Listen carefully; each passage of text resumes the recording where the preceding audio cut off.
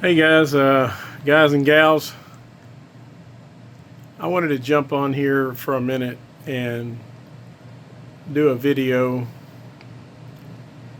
I apologize in advance. I am not a YouTuber, I'm not the best speaker, but what I do have is many years of troubleshooting experience and a fair amount of 3D printing um, from back in the old, even before the Ender days. I just had some of my printers are not printing right now, so I wanted to do this video real quick. My background, 25 plus years in scientific instrumentation, and my primary job was troubleshooting. In other words, finding out what was wrong with them.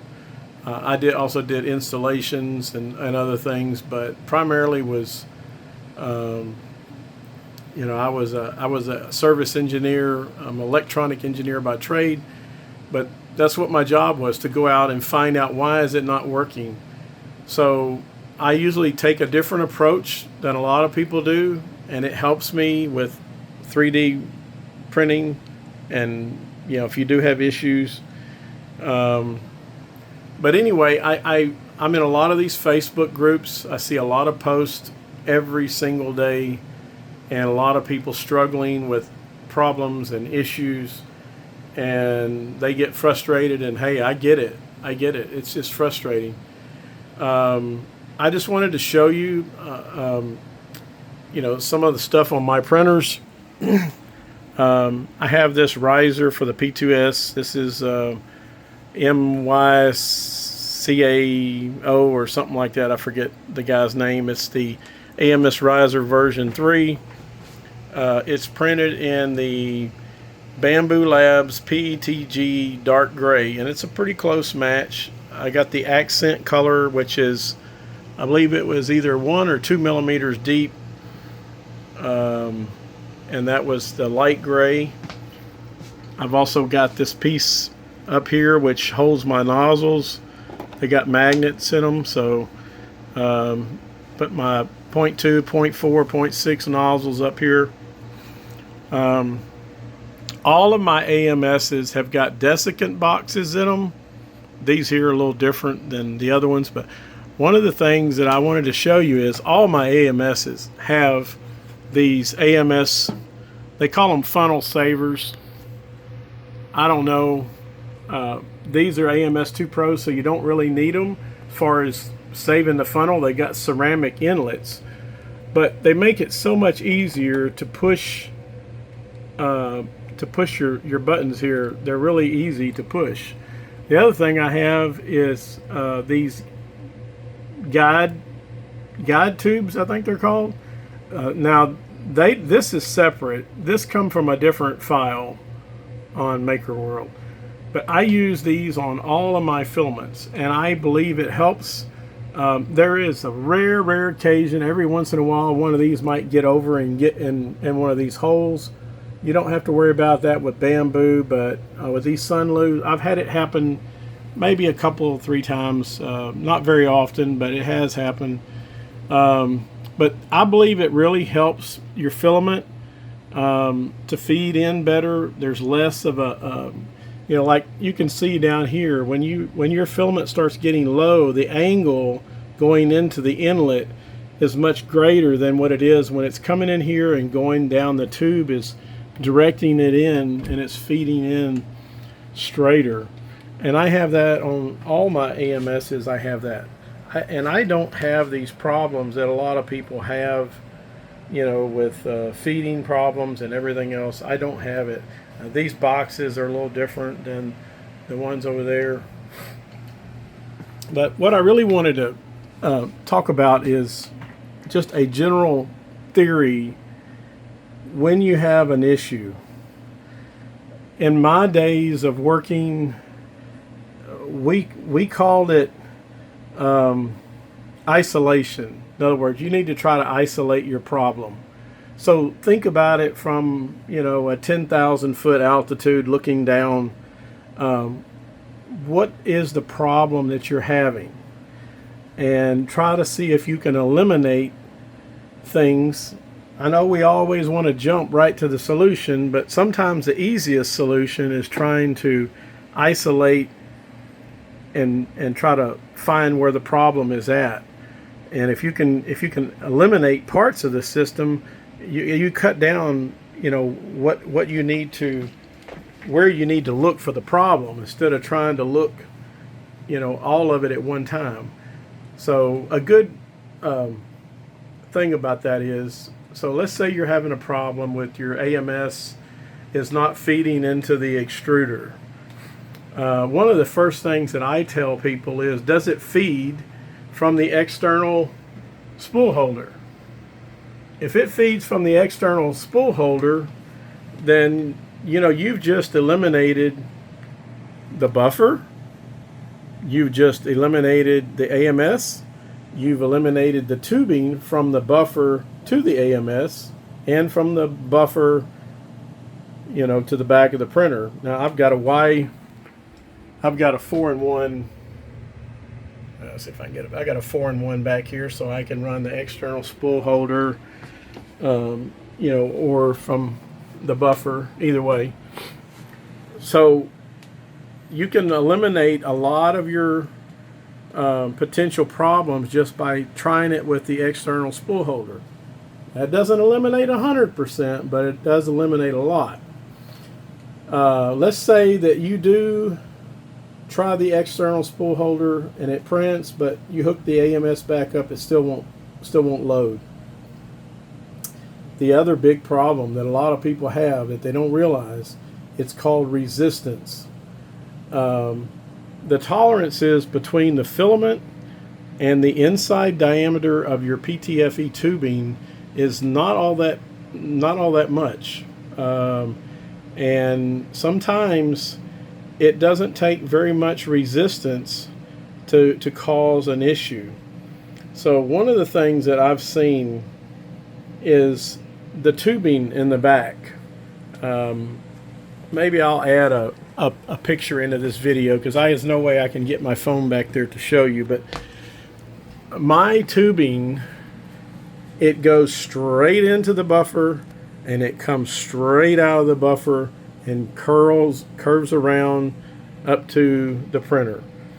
You don't want the tubing to be sagging down, raised up, because that puts stress or resistance on the filament as it's going through the PTFE tubing. The same thing is also true after it comes into the printer and goes up to your tool head up here. The more of an angle that you have on where it goes down in, that's why I have that piece there. Now, I've been using those even on my old P1S's. I just think they're great. They're supposed to keep the PTFE tube off the glass. I've got this riser which actually doesn't raise the glass up very much. I think it only raises it up maybe probably maybe 10 centimeters, if that. Not 10, I mean 10 millimeters. But anyway, this, I don't even remember what they call that piece, but it helps maintain the angle. But if that can be a potential restriction point, is where your PTFE tube curves and goes down into the extruder. And this piece keeps it constant. It's not going to change. No matter where your head is at in the printer, it's always going to maintain that same angle. And I believe it does actually help. So if you're having feeding issues, that could be another potential place for restriction. Also, if your printer is older and you've been using it with fibrous filaments, then the PTFE tubes can actually wear out and start to cause excessive resistance. But so that's some things to check. The other thing is, I mean, I'm not going to try to sit here and cover every single problem in this video, but what I'm trying to get at is is try to isolate your issues and concentrate on where they might be, and it'll help you get a lot further in your troubleshooting.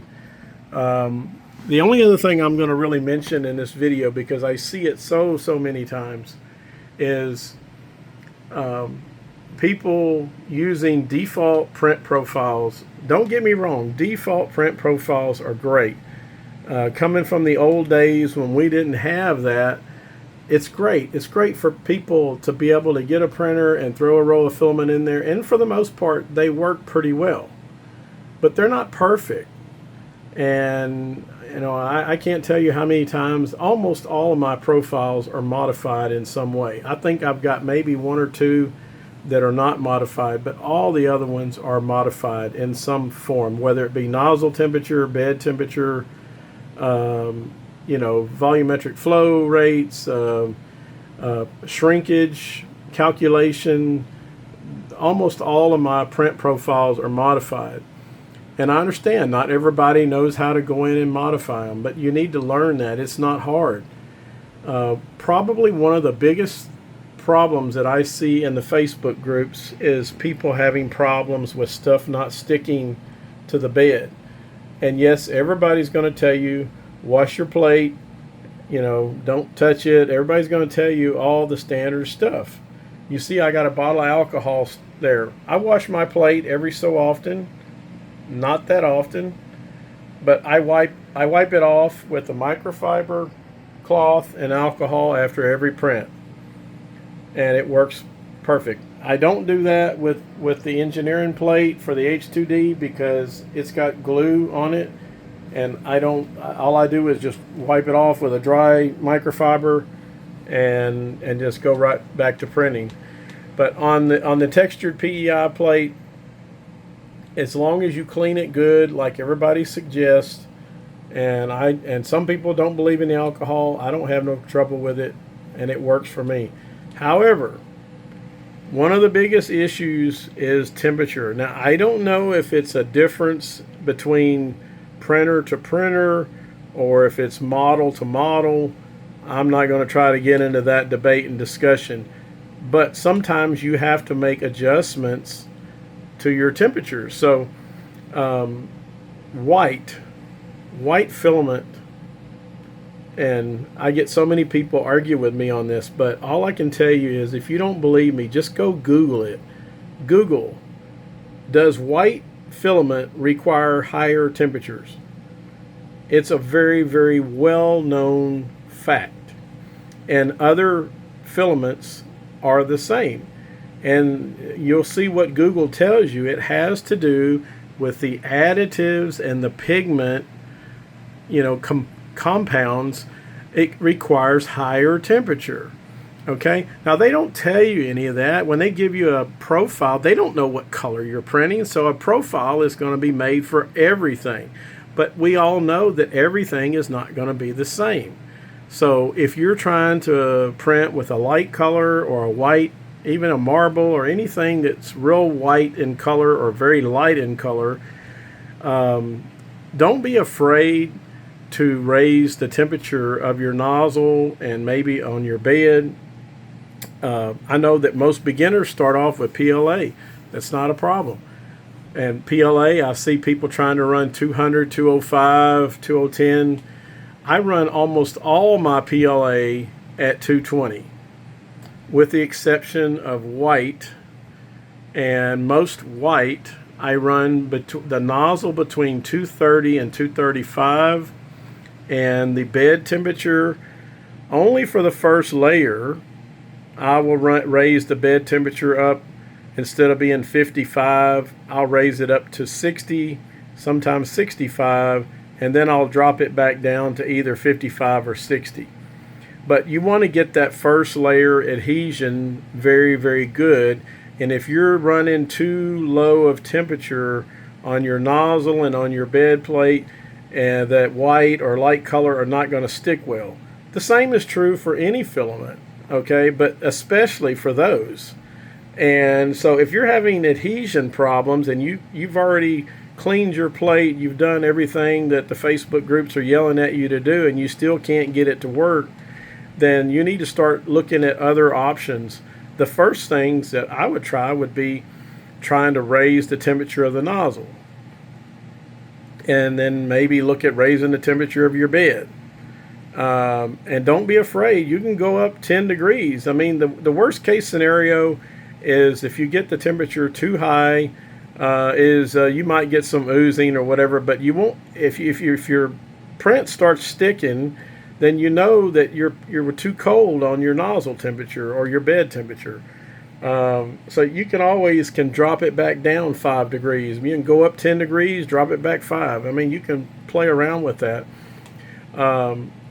But that's one of the most popular things that I see is, the print's not adhering to the plate, getting yanked off or stringing across the plate.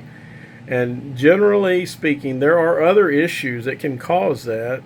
But for the most part, that's usually what it is temperature or flow or speed. Sometimes people trying to print too fast. Another reasoning for keeping your temperatures a little bit on the high side is people will get a roll of filament, and the roll of filament on the side will say 190, to say 200. And one thing I want everybody to keep in mind, some of these filaments they're manufactured for a variety of different printers.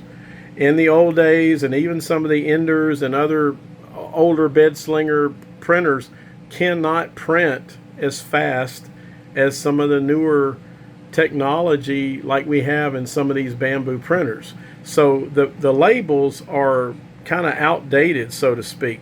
So if you try to push the same speeds that the default profiles and a lot of these come with a lower temperature, you're going to get a nozzle clog, or you're going to have extrusion errors and other things. Because just think of your nozzle like a garden hose.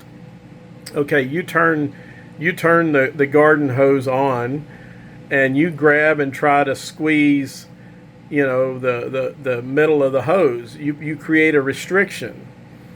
All right, well, if your printer through your slicer is telling it, hey, I want you to print this fast, well, your extruder is going to try to push the filament through that fast.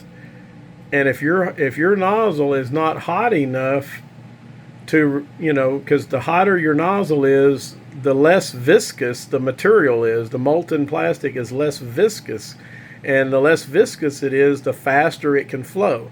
So if your nozzle is not hot enough, then you're creating a restriction, and that extruder is still trying to ram it through, but it's not hot enough.